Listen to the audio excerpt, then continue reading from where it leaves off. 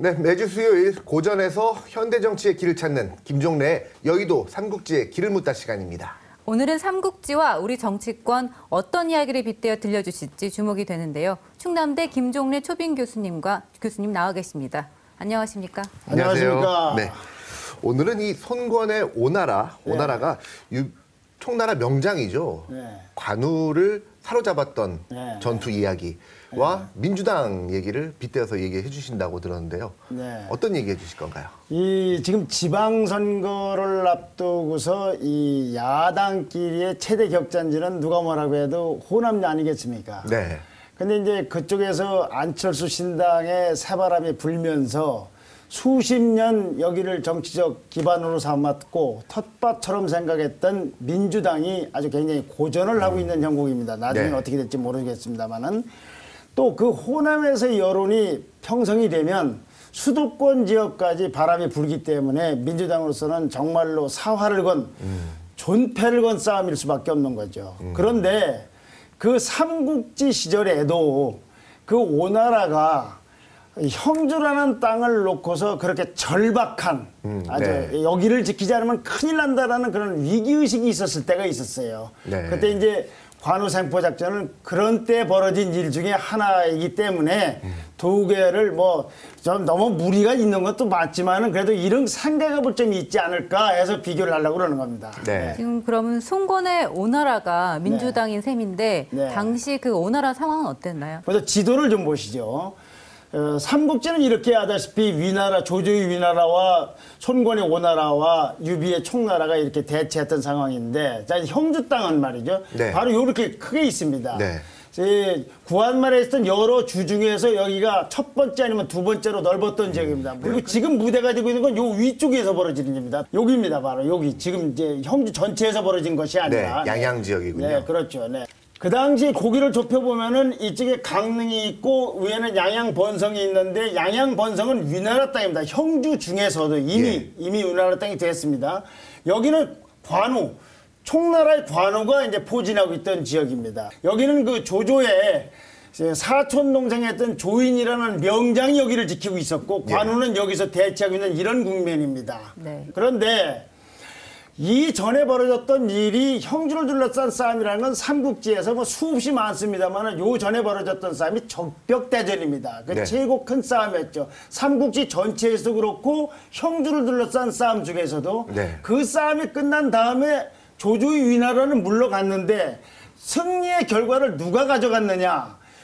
유비의 촉이 가져갔단 말이에요. 그러니까 손권의 오나라에서는 전쟁을 같이 해서 이겼는데 왜 당신네들만 가져가느냐 해서 영토 분쟁이 일어나서 총나라에서 오나라한테 일부 지역을 할애를 했어요. 줬어요.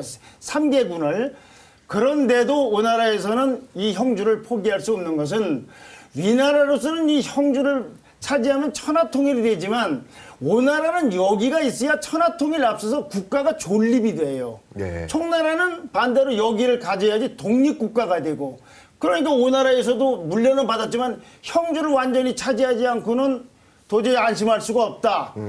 그때 벌어진 일이 이 관우생포 작전입니다. 다시 보시죠. 다음 거를. 그래서 이제 관우가 여기에서부터 양양으로 번성으로 이 위나라 진격을 합니다. 그런데 이때 이 관우는 강릉에서 여기를 갈까 말까 고민을 하고 있었는데 오나라에 천하의 명장이 있었어요. 여몽이라는 장군입니다. 여몽이라는 장군은 주군인 손권에게 실제로 실력이 있지만 큰 소문이 없어서 이 말하자면 브랜드 파워가 없는 육손이라는 장군을 보고 여기를 지키게 하면은 관우가 틀림없이 후방을 걱정하지 않고 위나라로 쳐들어갈 겁니다. 이 조조가 있는 서울 허창하고는 300km밖에 떨어지지 않아서 여기서는 천도를 해야 되니까지 벌벌 떨고 있는 상황입니다. 바로 이때 오나라의 여몽이 드디어 관우의 후방 진지를 급습을 합니다. 유명한 백의도강 작전이라는 건데 관우의 병사들에게 병사처럼 안 보이려고 상인처럼 보이려고 흰 옷을 입었고서 그리고서 심양강을 건너서 관우의 본지를 급습을 합니다. 자, 그러니까 관우는 위에서는 위나라의 응원군이 오고 뒤는 후방에 급습을 당하고 갈 데가 없습니다. 완전히 포위됐군요. 그래서 도망을 갑니다. 관우를 잡으러 맥성으로 가고 육손 군대는 관우가 유비 쪽으로 도망가는 걸 막기 위해서 퇴로를 차단합니다. 그래서 여기서 생포가 됐습니다. 이것이 네. 형주를 둘러싼 관우 살포 작전의 작은 그 시기에 벌어졌던 일입니다. 전쟁의 신으로까지 추앙받는 관우인데 네. 대명장인데요. 오나라가 어떻게 해서 어떤 원동력으로 이렇게 관우를 패퇴시킬 수 있었던 겁니까? 네. 관우를 패퇴시킨 수준을 넘어서서 이 관우가 결국은 붙잡혀서 처형된 이후 의형제였던 그 장비. 네. 장비가 형님 복수를 한다며 난리를 치다가 부하들에게 살해가 되고 그러자 유비가 다시 복수한다고 달려붙어 싸워서 그 유명한 일흥전투에서 패한 다음에 네. 백제상으로 후퇴했다가 시름시름 앓다가 죽습니다. 부분이 완전히 기울었네요. 그리고 총은 멸망의 길을 사실상 가는 겁니다. 네. 그게 굉장히 중요한 전투인데 바로 이와 같은 명장이 왜 그러면은 손권에게 또는 오나라에게 당했겠느냐. 그걸 통해서 민주당은 또 어떤 걸 우리는 또 생각해 봐야 될 거냐. 이제 키워드를 한번 보시죠. 네. 오나라는 당시에 주적을 위나라로 보지 않고 총나라로 봤던 겁니다. 네. 네. 형주를 차지하는 데 있어 위나라보다는 내가 유비 진영을 좀 말하자면 박살을 내고 내가 차지해 와야지 국가의 존립과 나아가 통일대업을 기약할 수 있다. 그래서 주적이 누구냐. 네. 주적이 누군지를 알아야 싸움에 여러 가지 코드, 모드가 생길 거 아닙니까? 그 다음에는 역할 분담. 자, 누구누구와 역할을 어떻게 나누느냐. 네. 그 다음에 홍보 선전전.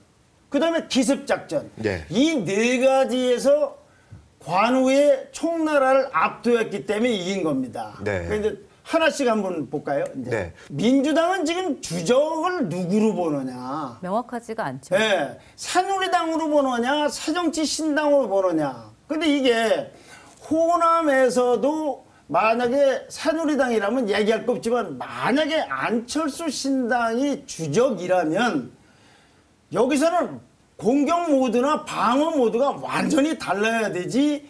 그저 호남 분들은 늘 민주당을 지지했으니까 미워도 다시 한번 이라는 건 주적이라는 관점하고는 아무 안 맞는 개념이다 그런 얘기죠. 네. 네. 그다음에 역할 분담. 네. 여몽과 육손. 원래 여몽도 천재적인 전략가이고 육손도 천하의 명장인데 네. 여몽이 있으면 관우가 방심을 하지 않을 것 같으니까 자기는 병으로서 치료하겠다면서 수도로 빠지고 거기에다가 이름은 별로 나지 않았지만 실제로는 탁월한 전략가였던 육손을 현장 사령관으로 남겨놓고 간단 말이죠. 네. 아주 상당한 이 역할 분담이 있었던 거죠. 네. 둘이 임묵이라는 것도 거의 비밀 대화로 합니다. 네. 그러면 민주당에서는 김한길 대표가 일흥, 여몽 혹은 손권이라고 볼 때 거기서 현장을 지휘할 육손 같은 사람이 있느냐. 있나요? 호남을 현장에서 지휘할 만한. 네. 그렇지 않으면은 뭐 김한길 대표가 서울도 전국도 호수도 가면은 여몽이면서 육손이 될 수는 없는 거 아닙니까? 네. 네. 그런데 그런 중진이 누구냐? 여기를 잘 모르겠다. 비교가 된다. 그 다음에 네. 이제 홍보 선전전이죠. 네. 여기서 아까 말씀드린 대로 여몽 육손이 관우한테 이제 이름이 알려져 있지 않았기 때문에 위장수를 쓰면서 자기는 정말로 별 볼 일 없다는 온갖 제스처를 다 씁니다. 심지어는 편지까지 써요. 제가 새로 부임을 했는데 네. 훌륭하신 관우 장군께서는 또 이렇게 훌륭하시고 이렇게 훌륭하시고 그러니까 관우가 입장에서 생각할 때는 여몽이라는 무서운 적은 빠졌고 어디 신출내기가 나온 걸로 생각을 했단 말이죠. 네. 그러니까 관우는 어떻게 됐겠냐. 방심을 했을 거 아닙니까? 네. 그러니까 위로 공격을 하러 갔을 거 아니에요? 네. 네. 지금 이 야권론대로는 경우에 따라서는 이렇게 볼 수가 있어요. 자, 민주당에서 계속 야권연대를 하면은 안철수 신당에서는 모든 사람의 질문이 이길 거냐, 질 거냐, 무슨 공약일 거냐, 아니면 누구를 공천할 거냐가 아니라 연대할 겁니까? 안 할 겁니까? 네. 그러니까 속된 말로 하면은 안철수 신당 입장에서는 힘이 빠지는 얘기니까 이거는 상당히 선전 효과라는 효과가 있다고 봅니다. 네. 뭐 새누리당이 이기니까 야권이 대동단결해야 된다. 그럴수록 안철수 신당의 명분은 약해지는 측면이 있다고 봐야 되겠죠. 예.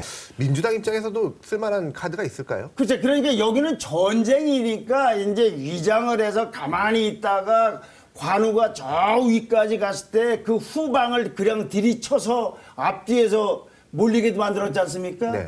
이걸 정치로 보면 이렇게 무슨 전쟁하듯이 할 수는 없지만 예를 들면은 깜짝 놀랄 만한 그냥 깜짝 놀라는 게 아니라 국민적 명분을 갖고 아 저런 게 변했는가 하는 그런 것들이 있어야 될 거 아닙니까? 네. 그건 적어도 두세 가지 되지 않겠습니까? 우선 깜짝 놀랄 인물을 공천하거나 꼭 사람을 저런 사람을 공천했다라는 거. 뭐 자기네들끼리 뭐 내가 나가야 된다 이게 아니라 두 번째는 공약이 파격적이라든지 네. 네. 뭐 어떻게 파격적인 거는 뭐 제가 말씀드릴 수가 없습니다만 예컨대 북한 인권법이라든지 뭐나 정치 쇄신안에 대해서 저렇게 그저께 발표한 그런 수준으로 발표만 할 게 아니라 확실히 내부를 실제로 바꾼다든지 네. 아니면 무슨 당명을 바꾼다든지 지도부가 총사퇴한 다음에 안철수당하고 같이 한다든가 이런 깜짝적인 이런 말하자면 이벤트성 그러나 국민적 명분이 있는 이런 것이 나오면은 이거는 정치권에서 볼 때는 이런